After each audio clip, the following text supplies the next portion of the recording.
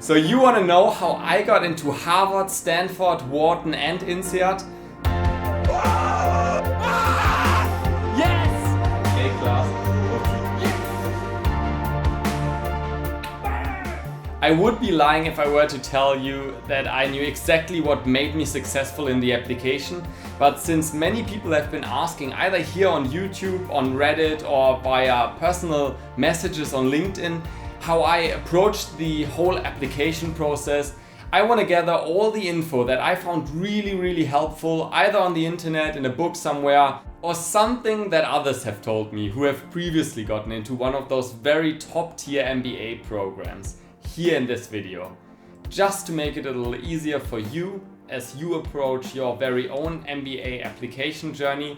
I know this process can be super terrifying and it can make you really anxious about not presenting yourself in the very best way, but I think it's in the end very much about doing the best you can and using all the knowledge that is out there. So sit back and enjoy as you can watch what I assembled over, I guess, 2 to 3 months of research while I was applying for my very own MBA. Okay, one quick ask before we jump into the rest of the video. Please take a second and press the like button for the YouTube algorithm so we can make sure that this video is actually shown to the people who are right now applying to MBA programs and could benefit from the information in here. So if you liked it, please like the video. Thanks.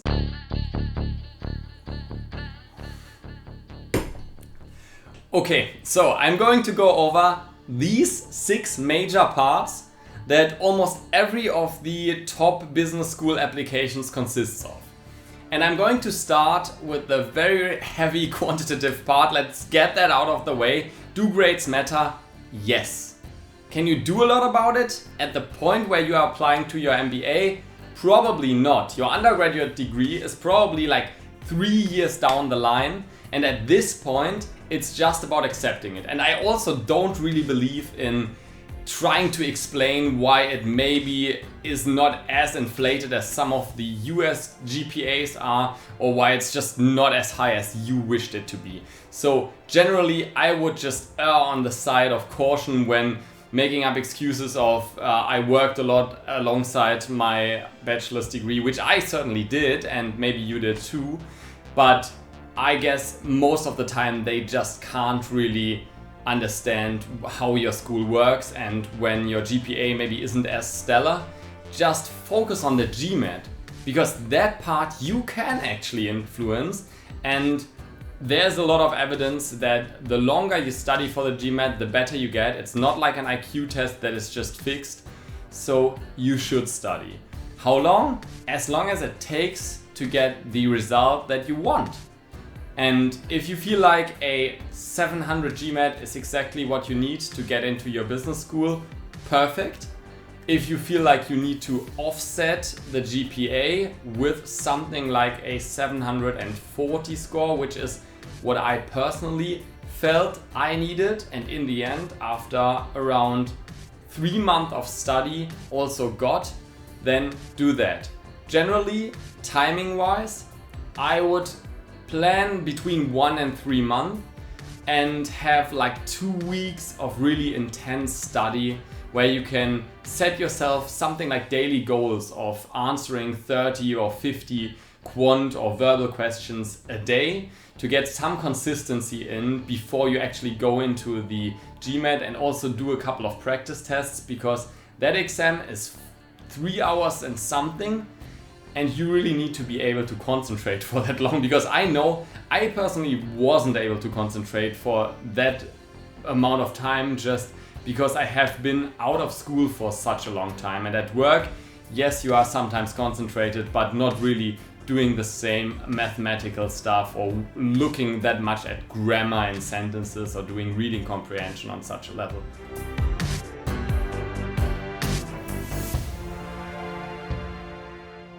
Depending on where you come from, you might also need a TOEFL or an IELTS or a Cambridge English certificate. I personally did the TOEFL and got an almost perfect score without actually learning for that. And that's because after you have prepared for the GMAT and the GMAT verbal section, the TOEFL really is just a little easier version of it. So I would really recommend do the GMAT first and then do the TOEFL, and you really don't have to prepare a lot. Something I do recommend, however, is have a look at one of those websites online that show how the TOEFL is set up, so what section it consists of, and how you can prepare with a template for each section. For some of those writing sections, just learn the template by heart, use it and fill out the blanks with the content of the essay you're writing, for example. That just gets you a perfect score without actually thinking about it. So it's really just an easier version.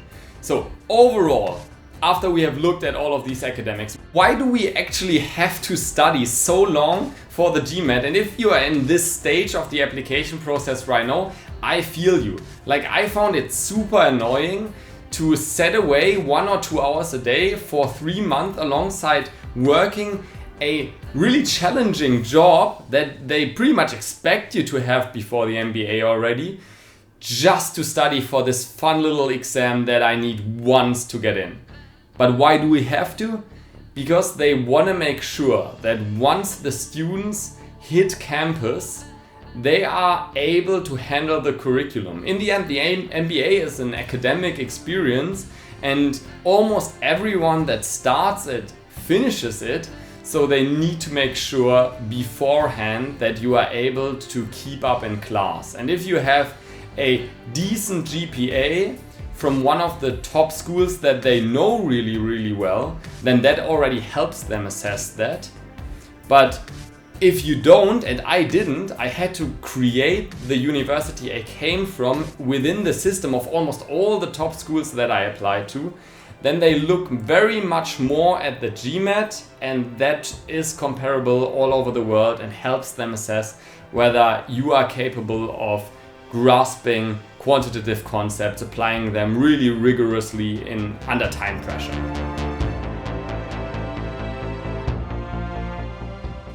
Okay, now that we have established that you should study for the GMAT, how should you do it?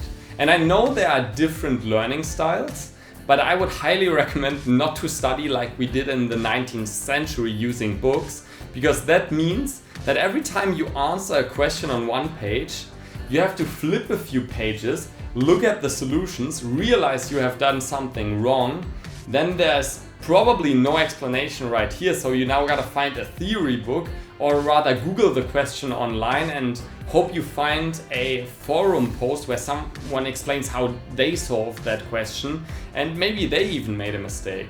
So I recommend using one of those online tools. I personally used Magoosh and I really loved that tool. It just displayed all the questions the same way that the GMAT does, and when I got a question wrong, it automatically showed me the related lessons that I probably hadn't watched yet, so I could brush up on those concepts that I hadn't known up until that point, or that I probably had just forgotten since school had been a way back. So I could really make the most out of that time I set away every day to study for the GMAT. And when you are ready, you can also do practice exams on Magoosh. I personally did the ones on Magoosh and also the ones that are available on gmat.com or mba.com, the official page of the GMAT, where they offer, I think, 4 practice exams, maybe even 6, and those really help you get into practice mode for the full length of the text.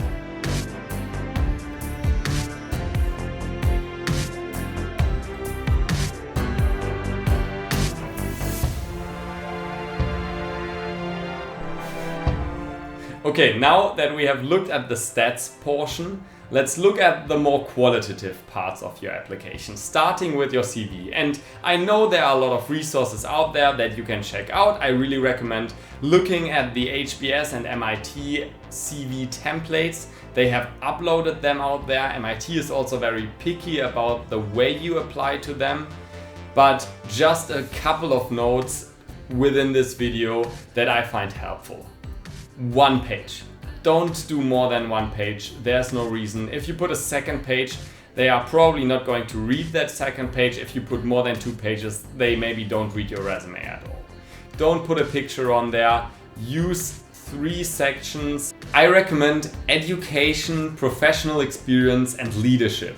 You can also call it extracurricular activities or something like that. But stick to those 3 sections because that makes your resume easily comparable to those of others. Now, on a more general note, my last tip, use very plain, understandable language. Even when you're trying to quantify something, even when, or especially if you are an engineer that's trying to explain how you made an improvement to one part of one machine, try to write it in a way which your mom or your siblings that have studied something else would understand. Show it to a friend that isn't from your industry and ask them whether they understand what you did, why it was a challenge for the company, and why it is impressive. Now, for everything you write in your resume, it should be understandable by someone who has never worked a day in your job or your industry or your company. And also for your companies, describe them in a way, if they are not one of those very, very known ones, those 50 feeder companies to the MBAs, and mine definitely wasn't, then also explain what your company does in one simple sentence under your position in the resume to make it easier for them to grasp what your role in the overall organization means. Because if they get the context what your company does, they also rather get what you do.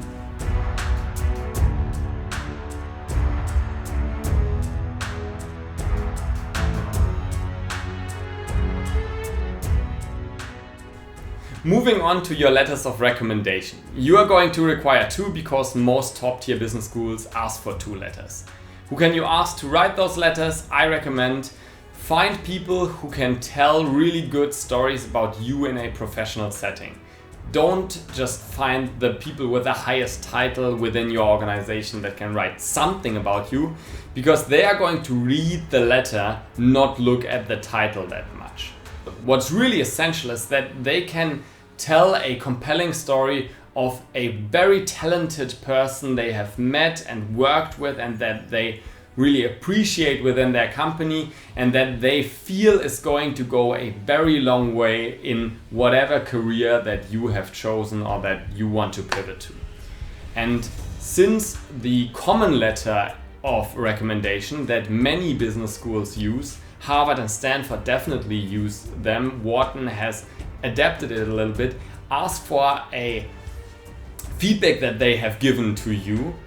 You really need someone that at least has given you feedback. Otherwise that will fall flat and it's going to be very difficult to tell a story of you being someone who grows. I personally chose one of the partners at the consultancy I worked at before my current job, who I had worked with at least like 6 months on a one-on-one basis with, and also chose my current boss, which is what all of the business schools really recommend you do, because that enables them to get a kind of neutral view from a third person on how you are right now, how you behave in your job, and maybe what great achievements made you stand out in your current position. Because that helps them assess whether all the other stuff you're going to talk about in your essays, which we are going to talk about next, really makes any sense. Okay, one last thing I really want to address. Should you write your letters of recommendation yourself? And my answer is a clear no, don't do it. If someone asked you to write it yourself and then they would sign it, don't do it, because the admissions officers probably are going to notice your handwriting in it. But on a more serious note, you probably won't do as great of a job at writing your own letter of recommendation as someone who really likes you and cares about you would. So my recommendation, just generally speaking, is ask for the letter of recommendation in person. Sit down. If that's not possible, do it on the phone, but don't do it over an email, especially if the person you are asking hasn't done that before. And in my case, both of my recommenders had never written such a letter before, and I really just took the time to explain to them why this letter really matters, why I am really grateful that they are taking so much time to do it, because it takes a lot of time. I would estimate that just writing the letter takes you 1 to 2 hours, and then additionally you have to fill out stuff within the portals of the universities to assess you on a couple of different levels. And then also in that first first talk, explain to them what the business schools are generally looking for, what maybe other candidates have been described as in those letters of recommendations. You can find some examples online. You can also share with them, and that's what I really recommend you do, and what I did. Share with them this video of Kirsten Moss from the Stanford Graduate School of Business explaining what they are looking for in that letter. I think that really helped. And then there's also this link, which I sent out to my recommenders, which also helped explain what the business schools are looking for.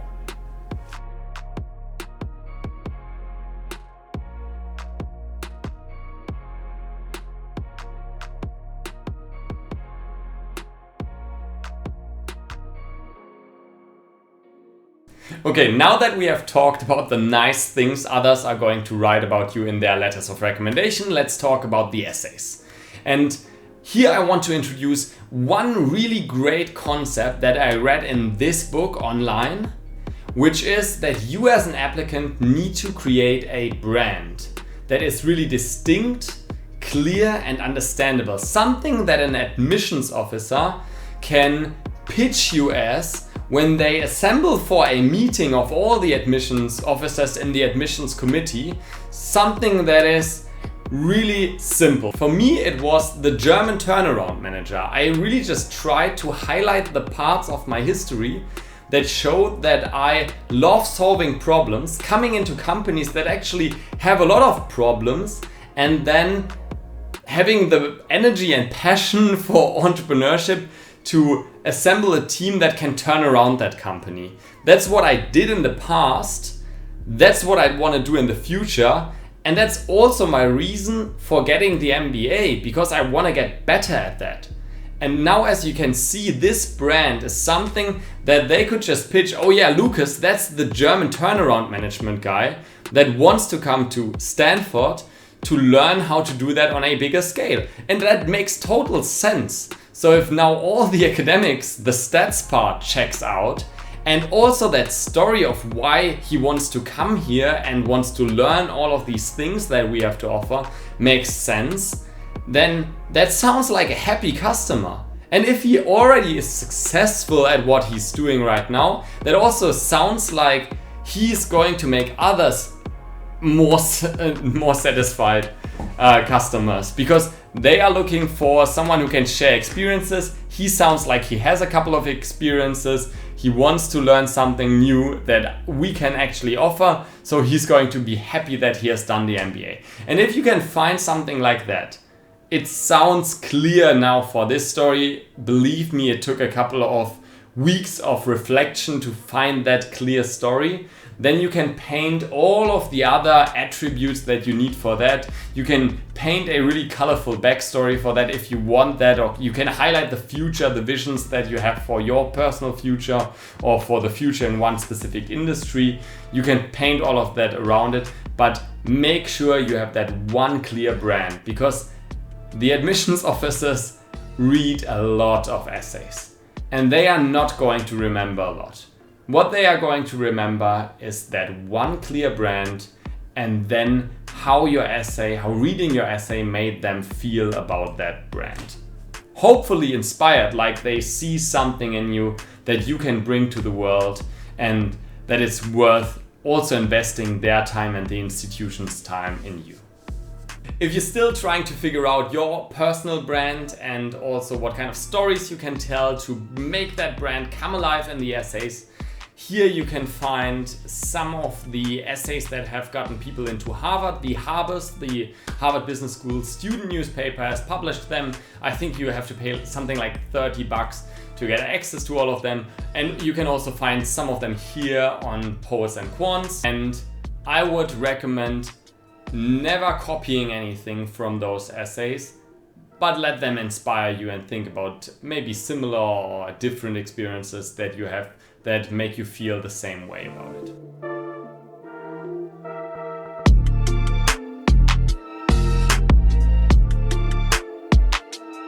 Now, my last point on the essays is also the transition to the application forms, which is every business school is different. And so are all of the essays that you're going to write. But of course, your brand is going to stay the same and some of the stories are going to be the same.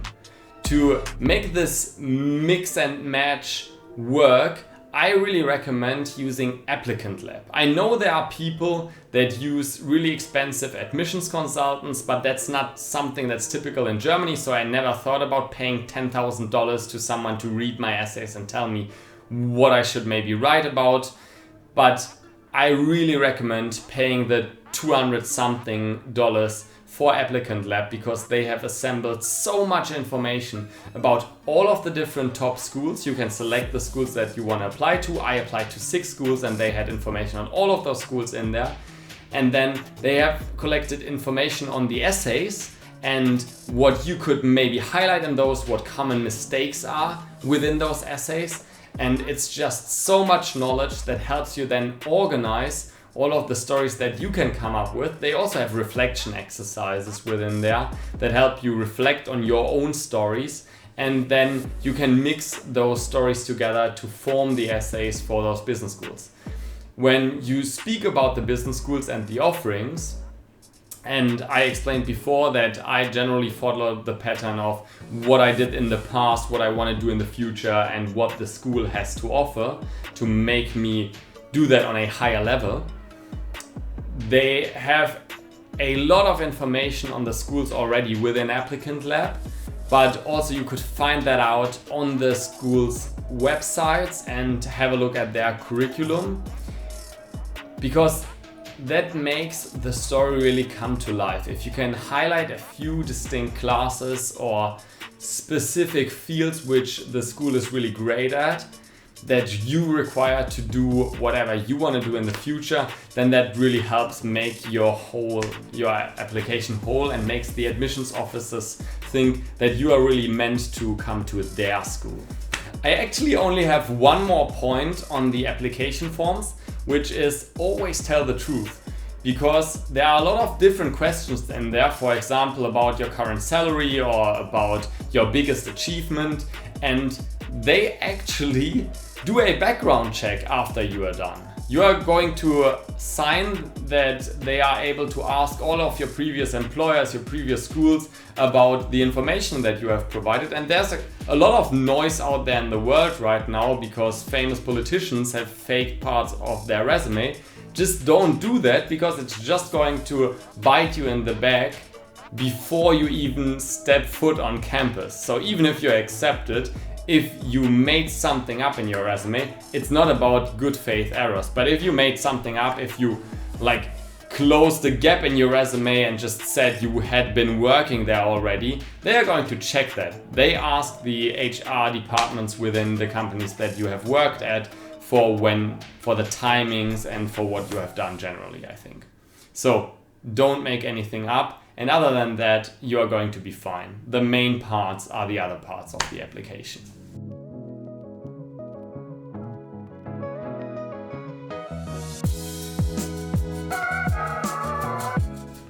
Okay, now for the last part, the interview. If you have made it this far and have gotten invited by one of the business schools to interview, congratulations, you have already done the biggest part and have taken the biggest hurdle, because after the interview, most admissions rates at the top business schools are between 40 and 50 or even 60%. So if you are doing fine from now on, you are going to get in. So just stay calm and prepare to present yourself in real life or in a virtual setting. If it's a virtual setting, make sure that your location is quiet, well lit, and that your camera works fine. By the way, I'm using my mobile phone. I haven't bought any expensive camera, and you can do the same. Otherwise, just use a webcam that works as well. Just don't show yourself from this super low angle that laptops show you if you're looking right into it. at least put it onto a couple of books, and don't do the interview where there's a lot of noise if you can prevent that, and also don't do it in a really dark room where nobody can see you, because seeing your face well lit also makes you as a character come to life. On sound quality, the microphone within your laptop will just work fine in my opinion, but you can also use your headset or can use a microphone, an external one if you have that. In any setting, prepare for the interview. Do a couple of mock interviews, maybe with 1 or 2 friends who can prepare to ask you a couple of different questions. You can send them a list of questions. There are a lot of lists online. Applicant Lab has a great amount of questions, also specialized for each individual school. So another shout out for Applicant Lab in here. But you are going to find a lot of different questions online if you search for a bit. Should you be able to repeat your resume? Yes, definitely. Be prepared for that. Although some interviews are not going to ask for that. Now, some specifics on the HBS interview, especially, but for most of the top tier interviews, the interviewers are going to be very well prepared. It's either someone from the admissions committee, in which case they have probably been interviewing people for 10-15 years and they know how to really dig deep onto the experiences that you maybe have shared before in the essay or on your resume, and how to figure out whether your story checks out and whether you are actually an inspiring candidate that they want within their class. Now, generally speaking, be friendly in the interview and also don't brag. Even if they ask you about something that you did great. A friend who is doing his MBA at the Harvard Business School told me this: don't take the bait to brag.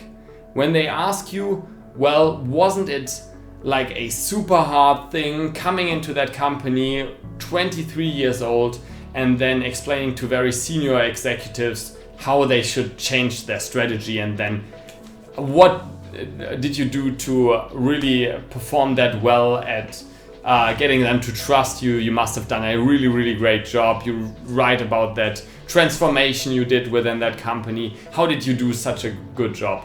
Then don't take the bait to be bragging about how you did well. I, for example, told them that in the beginning I failed at getting the trust of some of my colleagues, and that it took a couple of just very personal experiences where I was just listening more and maybe just not taking any offense when someone called me young or asked me whether I was the boss's assistant or something like that, and just being a very human being and cracking the shell of some of the people that were rather the age of my father and weren't sure why to trust a 23-year-old with his advice on strategy or organizational changes. So just be human and also be humble in every story that you tell, because your achievements are going to shine through if they are real anyways. What nobody wants within any classroom is someone that's just there to brag about himself. Don't do that. Now, 2 more tips for the interview preparations. I personally felt that when I did my first mock interview, I had a hard time coming up with the stories I wanted to tell. So my first tip is sit down with a bunch of those questions in those lists I told you about earlier and just write down in bullet points 1, 2, 3 things you could say to that question, and then have those roughly in mind when you're answering the interview questions in a more conversational way. Don't write out whole sentences. Don't write something that you then thereafter learn by heart and repeat in the interview. That would just come off as super weird, much weirder than just being unprepared for a question and having to make up something on the fly, because that's going to happen anyways in each interview, because you cannot prepare for all of the questions. But I find it handy to have some stories ready. And now a more fun last tip. While you're going down this whole rabbit hole of preparing your MBA applications, I recommend watch some fun Fridays with Sandy Kreisberg, the HBS guru that is. They are on YouTube, free to watch for anyone. I watched like at least 20 of those while I was preparing for my whole application and especially for the interviews. And I feel like looking at some of the applicants that are in there that are preparing for their interviews and answering questions in a different way, you get a sense of what really vibes well with you.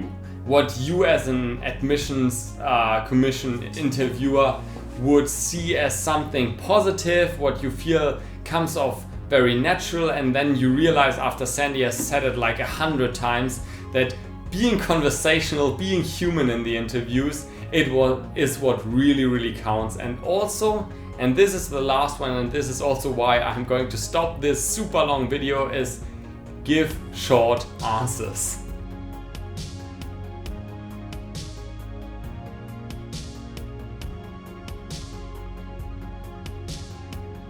Thanks for watching this video, and I hope it really helped you in preparing to apply to the business school you really want to go to. And if you have any more questions, feel free to just leave them in the comments down below. I try to answer all of those questions there.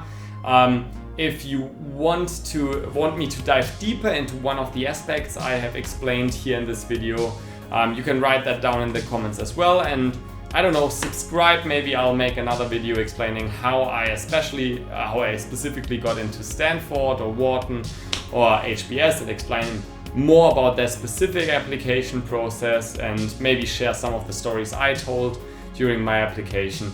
Let me know what you want to see, otherwise this might also be my last video, who knows. Bye!